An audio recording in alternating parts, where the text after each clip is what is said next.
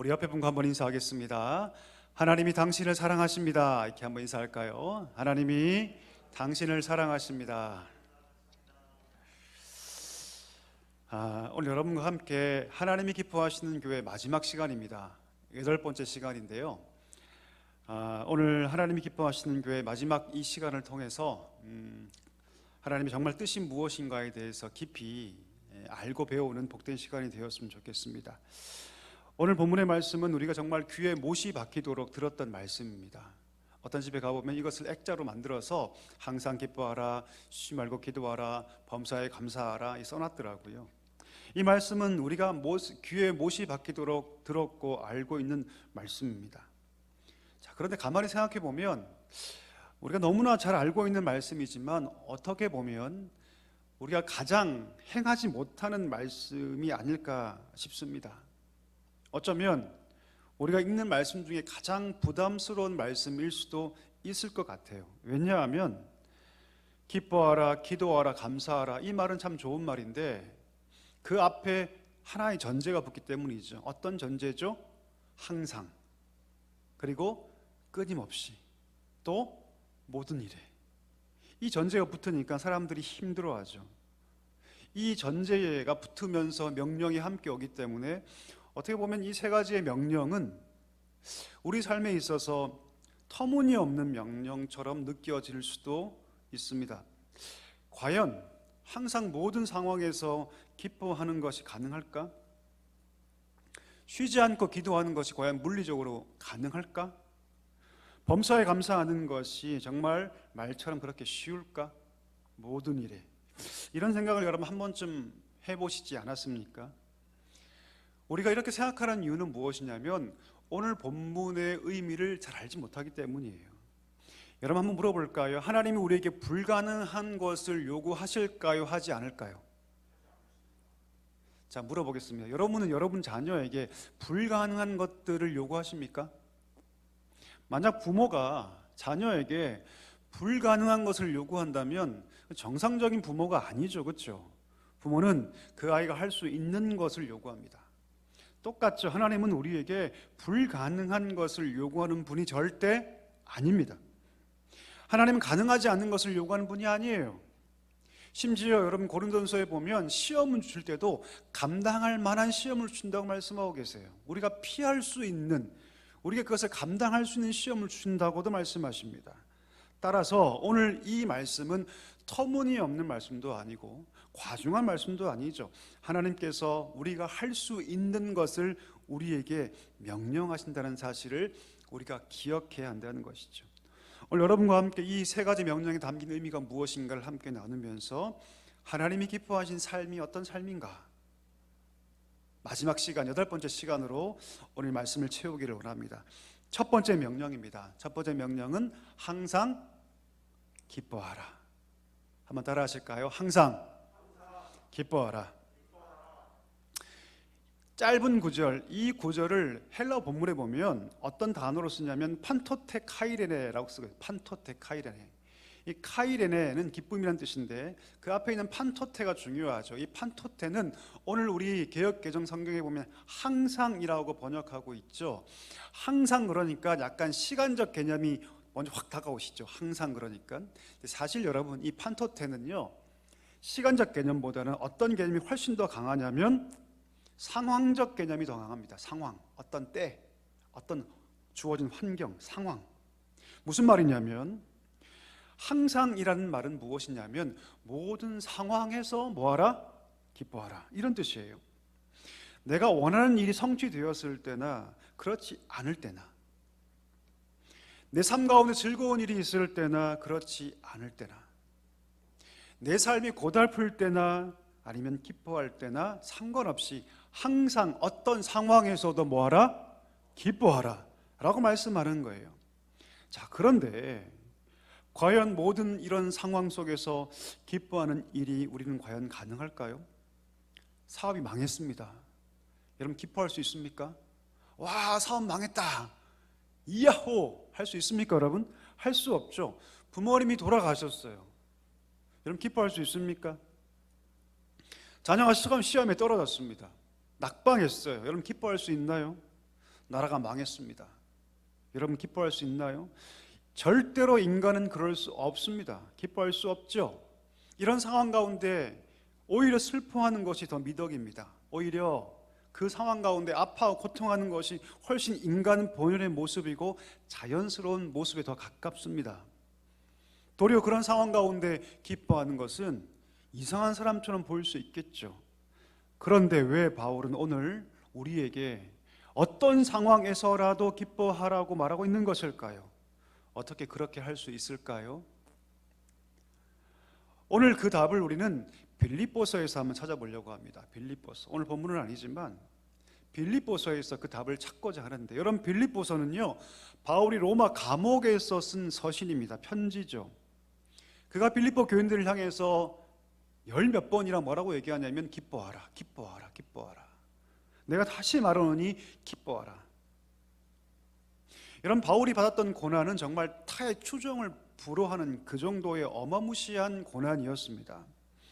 그는 자신이 받은 고난에 대해서 고린도후서 11장 23절부터 27절까지 기록하고 있는데요, 한번 볼까요? 한번 읽어볼까요? 시작. 그들이 그리스도의 일꾼이냐 정신없는 말을 하거니와 나는 더욱 그러하도다.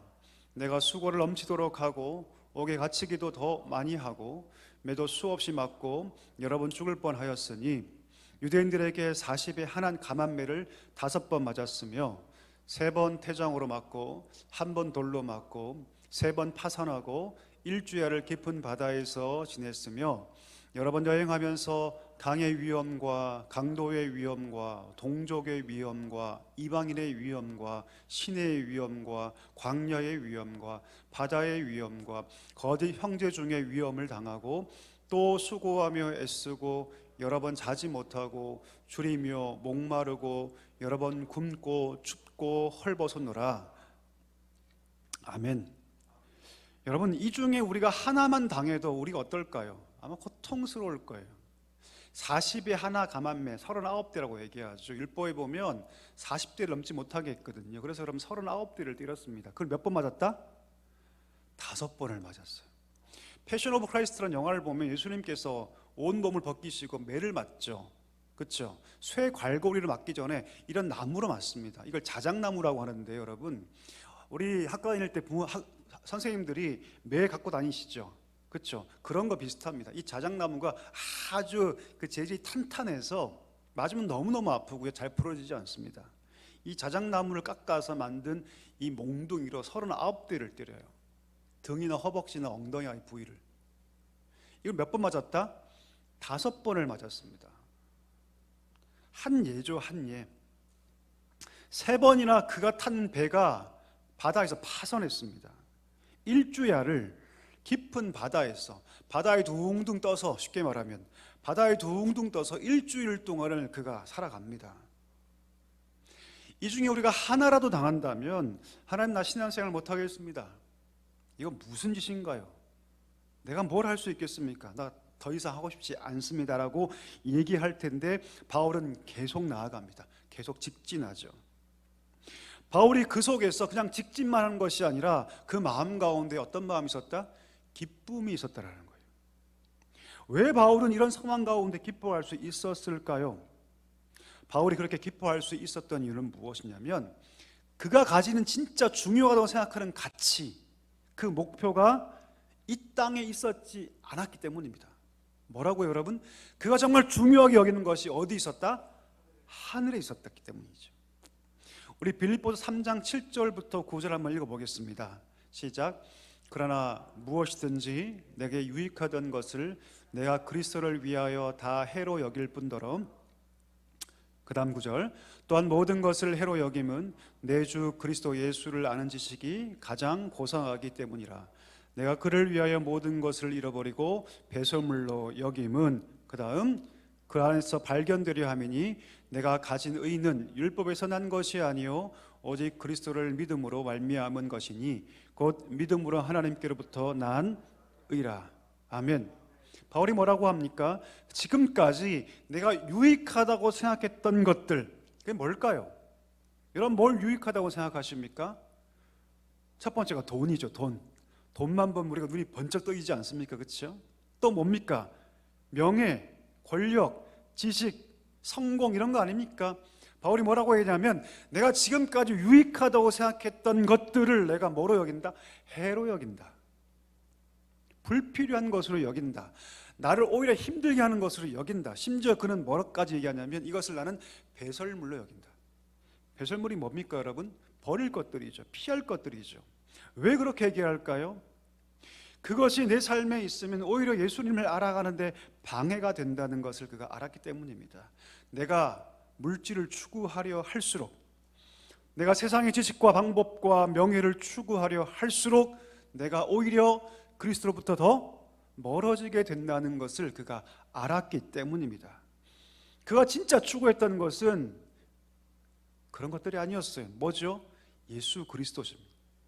그가 정말 추구했던 것은 예수 그리스도 그분밖에 없었다는 것이죠. 3장 14절도 한번 읽어보겠습니다. 시작.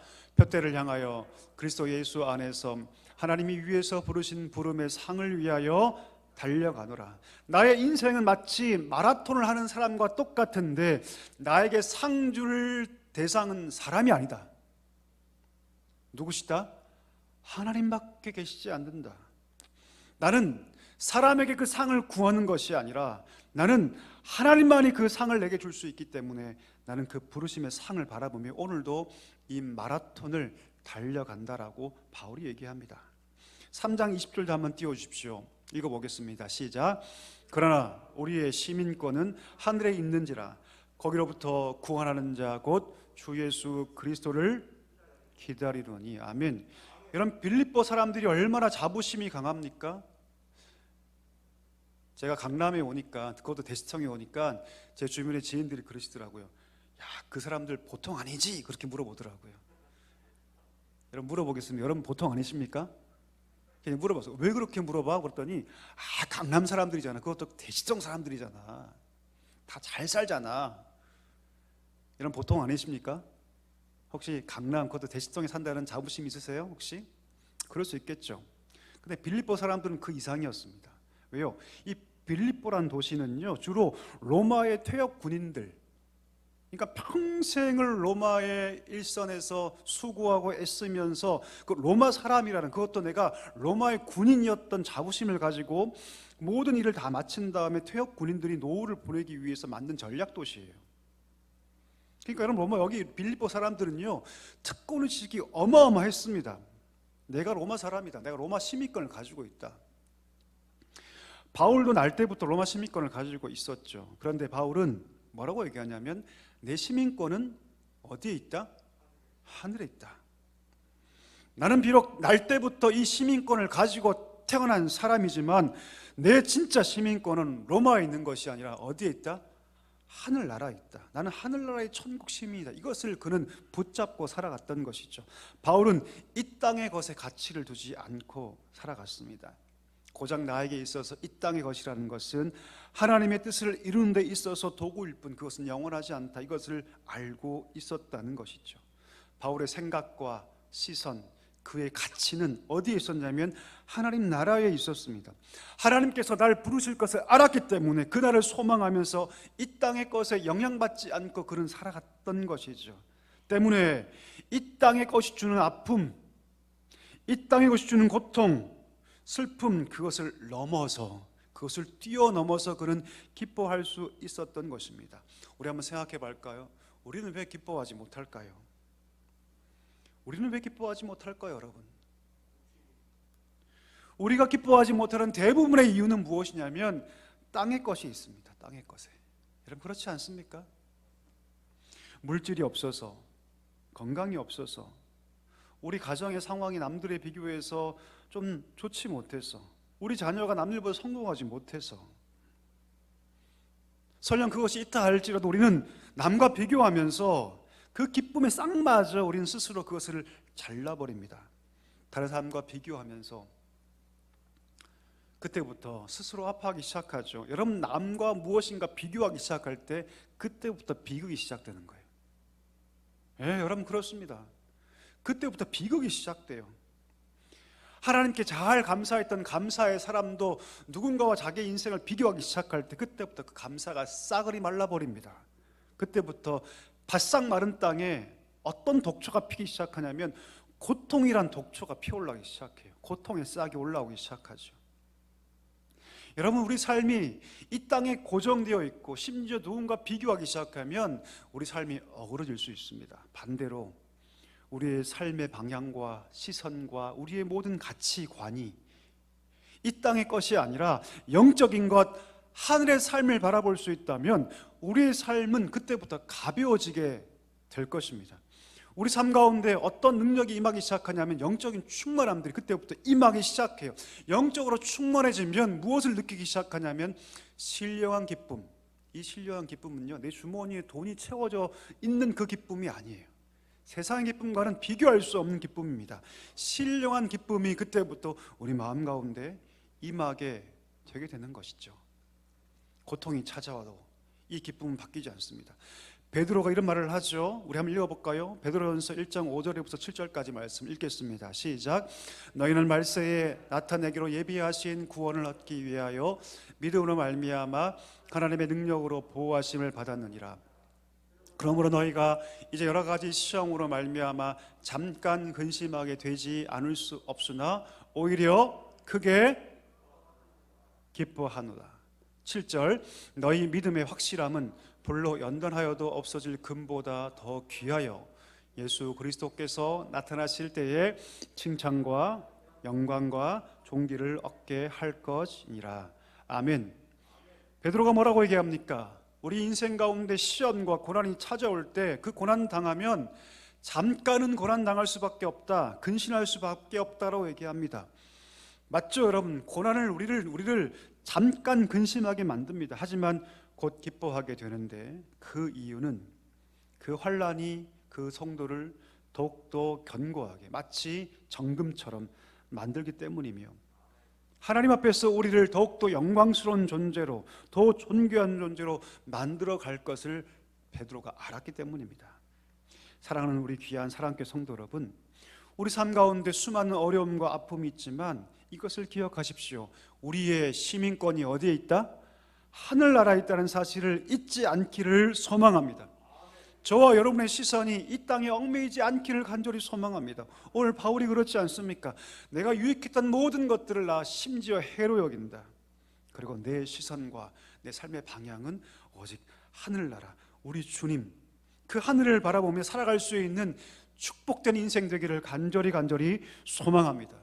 우리 인생의 최종 목적이 이 땅에 있는 것이 아니라 하늘나라임을 알고 이 땅에 살면서 당하는 모든 환난과 어려움이 오히려 우리를 더 그리스도인답게 하나님께 영광된 존재로 만들어간다는 사실을 기억하며 날마다 기쁨을 잃지 않는 우리 귀한 성도 될 수 있기를 주의 이름으로 간절히 소망합니다.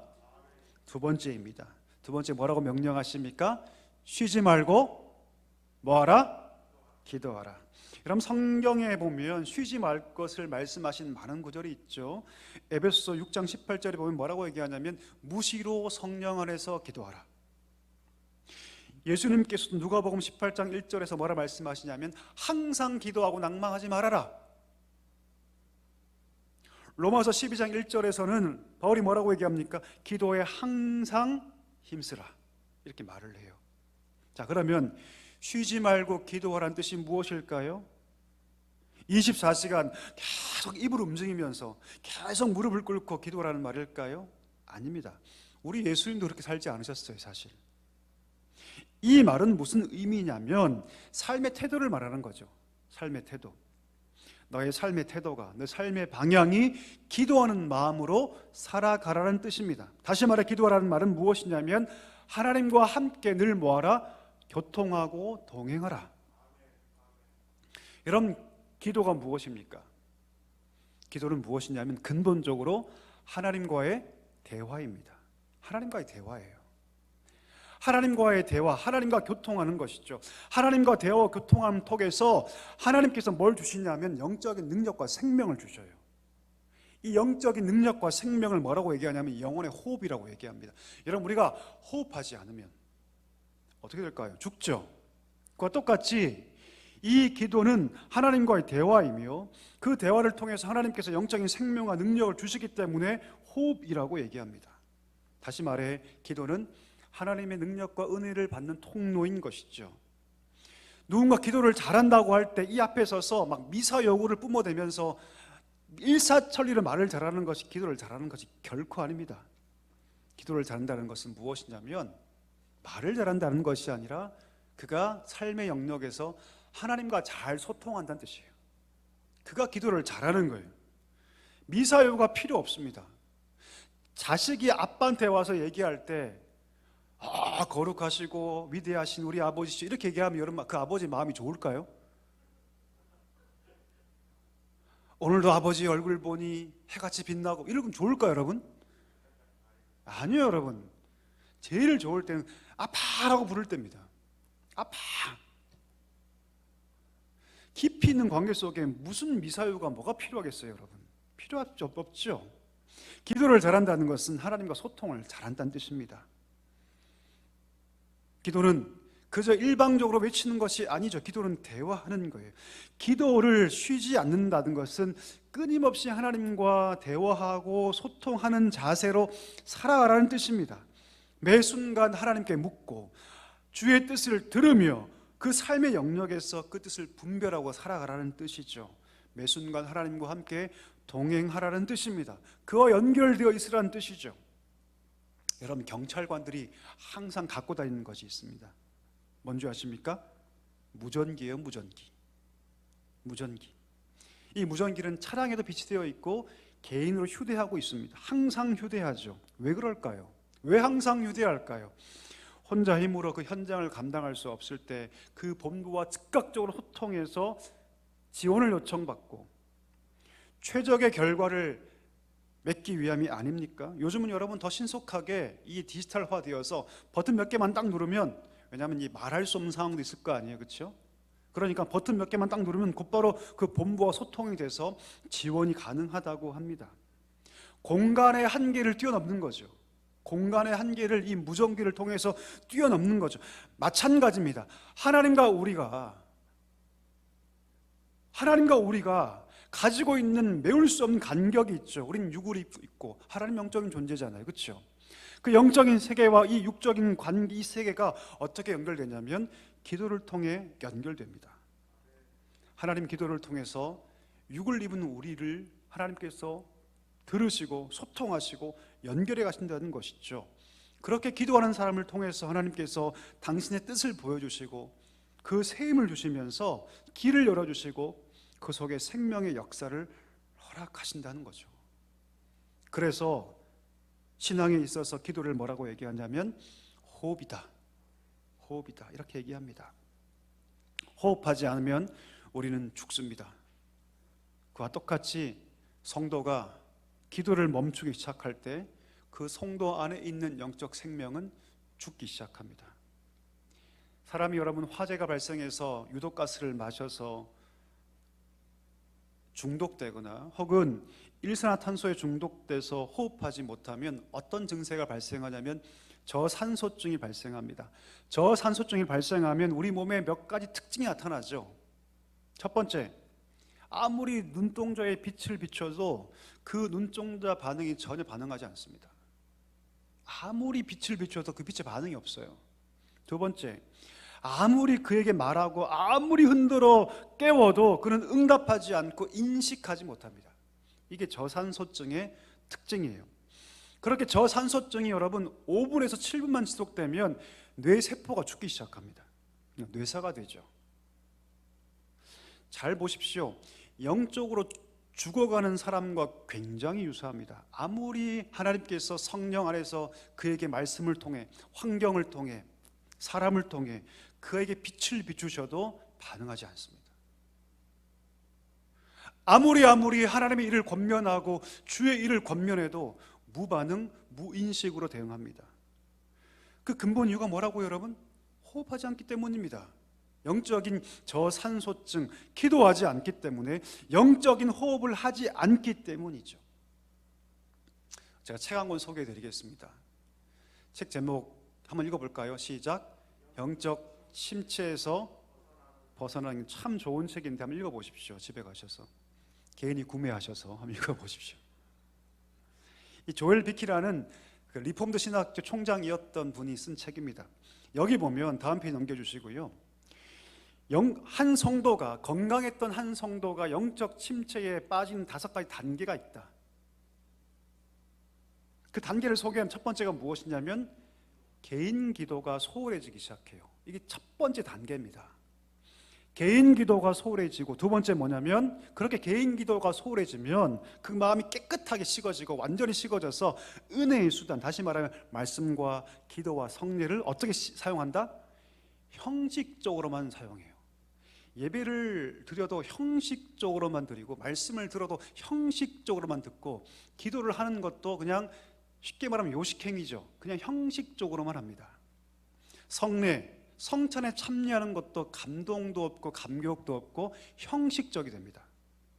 세 번째, 이 1, 2단계가 지속되면 내면의 부패가 증가돼요. 그 마음이 썩기 시작합니다. 넷째, 그러면 세속화가 증가됩니다. 무슨 말이냐면, 세속화라는 말은 뭐냐면 세상을 닮아간다는 뜻이에요. 하나님의 법을 따라가는 것이 아니라 세상을 닮아간다는 것이죠. 마지막 5번째, 성도의 교제가 다 끊어집니다. 여러분, 성도의 교제가 끊어지면 마지막은 어떻게 될까요? 마지막은 교회를 안 나옵니다. 예, 그 사람에게 있어서 더 이상 말씀은 무가치하고 성도는 무가치하고 더 이상 은혜는 필요 없고 너무나 세속화되었기 때문에 그때부터 어떻게 된다? 교회에 나올 필요성을 느끼지 못합니다. 그 첫 번째가 뭐라고, 여러분? 뭐라고요? 기도가 소홀해지기 시작할 때. 바꿔 얘기하냐면 우리가 영적인 생명을 회복시키기 위해서 가장 먼저 뭐 해야 한다? 기도해야 한다는 것입니다. 이 말씀이 여러분 마음 깊이 박힐 수 있기를 축복합니다. 여러분, 기도해야 합니다. 기도해야지만 영적으로 삽니다. 먼저 시간을 정해놓고 기도해야 합니다. 우리 예수님 새벽 미명에 아침에 기도하셨지 않습니까? 다니엘, 그가 죽을 줄 알면서 하루에 3번 성전을 향해서 그는 기도했습니다. 사무엘 뭐라고 얘기합니까? 내가 너희를 위해 기도 쉬는 죄를 범하지 않겠다고 얘기하지 않습니까? 삶 속에서 하나님과 채널을 맞추고 하나님과 교통하기 위해서 기도해야 합니다. 기도할 수 있는 시간이 우리 가운데 반드시 있어야 하는 것이죠. 삶이 얼마나 분주합니까? 그때 우리는 기도해야 할 줄 믿습니다. 우리 축복합니다. 사랑하는 성도 여러분, 쉬지 말고 기도하기를 간절히 소망합니다. 여러분, 날마다 걸어갈 때, 힘든 일이 다가올 때 그때 기도하세요. 마음이 힘들 때 그걸로 여러분 고통하지 마시고 오히려 기도 제목 삼으십시오. 하나님, 내 마음이 힘들고 어렵습니다. 너무 고통스럽습니다. 도와주세요. 이런 장벽들이 내 앞에 지금 가로막혀 있습니다. 하나님, 이 장벽을 뛰어넘게 해주세요. 우리 아이가 이런 길을 가고 있습니다. 힘들어합니다. 하나님 도와주세요. 그때 그 삶의 자리에서 기도가 채워질 때 그것이 영적인 호흡이 될 줄 믿습니다. 마지막 3번째입니다. 마지막 3번째 명령이 무엇입니까? 범사에 감사하라. 범사에 감사라는 말은 무엇이냐면 모든 상황에서 뭐하라? 감사하라. 여러분, 우리는 감사할 조건이 있을 때만 감사하죠. 이것은 조건적 감사입니다. 하지만 모든 일에 감사는 조건적 감사가 아니라 무조건적 감사입니다. 욥이 고난 당했을 때 뭐라고 한지 아십니까? 한번 같이 읽어볼까요? 욥 1장 21절 말씀, 제가 읽어보겠습니다. 내가 모태에서 알몸으로 나왔은즉 또한 알몸으로 그리로 돌아갈지라. 주신 이도 여호와시요 거두신 이도 여호와시니 여호와 이름이 찬송을 받으실지어다. 내가 모든 것을 다 빼앗겼지만 하나님이 갖고 가셨으니 하나님 영광 받으소서, 이렇게 고백하고 있는 것이죠. 이것이 무엇입니까?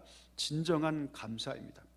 빌립보 감옥에서 바울이 복음 전하다가 매를 맞고 감옥에 갇혔을 때 그가 뭐라고 얘기합니까? 찬송합니다. 베드로와 요한이 성전 미문에 앉아있는 앉은뱅이를 고쳐서 그를 일으켜 세웁니다. 이것 때문에 많은 사람들이 하나님을 알게 되죠. 하지만 예수를 싫어했던 자들이 그를 잡아서 매를 때립니다. 그리고 겁박하죠. 다시는 복음 전하지 말라고 겁박합니다. 협박합니다. 그때 그가 거기서 나오면서 했던 말을 성경에 기록하고 있는데 잘 한번 들어보십시오. 사도들이 그 이름을 위하여 능력받는 일에 합당한 자로 여기심을 기뻐하면서 공회 앞을 떠나니라. 온몸이 만신창이가 됐습니다. 40에 하나 감염을 맞았을 거예요. 아마 39대를 맞고 그는 지금 풀려난 것입니다. 온몸이 만신창이가 되었는데 뭐라고 얘기합니까? 기뻐하심을 누리면서 그가 그것을 떠났다라고 얘기합니다. 그들이 왜 이렇게 감사할 수 있을까요? 그 고난과 어려움을 통해서 하나님의 역사를 보았기 때문입니다. 고난과 어려움을 통해서 결국 하나님께서 위대한 일을 하실 것이다.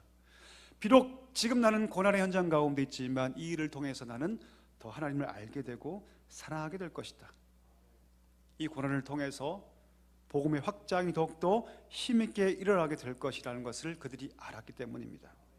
사랑하는 성도 여러분, 우리가 범사에 감사할 수 있게 되기를 간절히 소망합니다. 여러분의 그 고난을 통해서 하나님께서 이 땅 가운데 새로운 일들을 이루어 가십니다. 그 고난을 통해서 하나님께서 이 땅 가운데 더욱더 복음을 확장시켜 가신다는 사실이죠. 이것을 기억하면서 늘 감사할 수 있는 성도 되기를 간절히 소망합니다. 말씀을 정리하겠습니다. 이 사랑하는 성도 여러분, 우리의 삶이 이 땅의 것만을 추구하는 것이 아니라 하늘의 신령한 것을 추구할 수 있기를 간절히 소망합니다. 그래서 항상 기뻐하기를 간절히 소망합니다. 삶의 자리에서 항상 하나님과 기도로 교통하고 소통하며 그 가운데 하나님께서 허락하시는 그 영적인 힘을 공급받는 성도가 되시기를 주의 이름으로 간절히 축복합니다. 고통 가운데 있다 할지라도 나의 삶을 가장 선하게 인도하시는 그 하나님을 믿으며 항상 감사할 수 있는 멋진 성도 될 수 있기를 주의 이름으로 간절히 축원합니다.